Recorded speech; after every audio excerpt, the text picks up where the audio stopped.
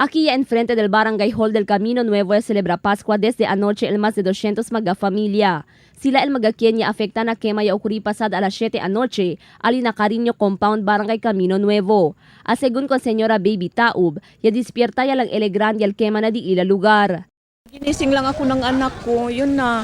Pagtingin ko sa bintana, malaki na talaga ang apoy, ma'am. Semejantes con otro magavíctima, no hay según ko se puede salvar galamito na casa el familia de ese un 71 año edad abuelo si Victoriano. No hay según si la comida y solamente comida queda desde Nochebuena, amo llaman partihan el su familia. Todo mga conmigo, todo gayot. ¿Se puede salvar kanisa na ngayon? Kami sila ko, tidak. Ya dale según una prioridad si Cariño Alam-Alam con sus 5 mag-aanak y mag-importante documentos. Fronto según yaman kalayat el fuego, por eso no hay sila puede salva kundi ila magalas cosas. Maya silang yung prikuramanda sa legay dahil hindi may mga anak 5 bilo kay amo langgat elimportay kay sir kalanggat kanamon el fuego ba ma'am? Sir kalanggat yung presya man dayagat yung sale. Nunuya yung pwede man ko sa yung biliba pati di ilalang birth certificate el importante maas yung sale. Por suerte también no hay man umit el familia de señora Gina quien aquel tiempo tabela na muerto. Yang muri según el su 16 años de edad anak mujer, después con este mata el un desconocido persona del pasado día. Y siendo nuevo lang sila cambia na lugar, aquí lang sila na antes Barangay Hall temporariamente ta está. Tatembla gayod kay Benpuerte el kuan. Yadihagay kami na muerto. Kay Benpuerte gayod na ben caliente gayod el kuan aquí.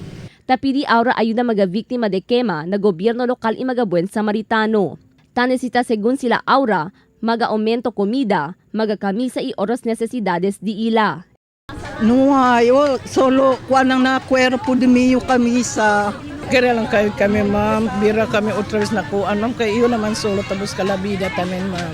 Iyo lang yan solo. Desde enantes a las 9:30 del aga, yan cansa na 251 familia, el ya registra el City Social Welfare and Development Office. Según con el jefe del CSWD María Socorro Rojas, 12 familia temporariamente a transferir para Nacanelar Moret. Continuando según el día de registración, haber sabe el total número de mga familia afectado na quema. Tan pwede kita kanila el non-food items, although chenet man kami, pero palta. Siguro dista kita dali kanila el mga kaldero, karahay, and then tapos pwede sila sa mosquito net, pati additional blanket. So siguro uno tamen dia to need gad aki is the personal hygiene.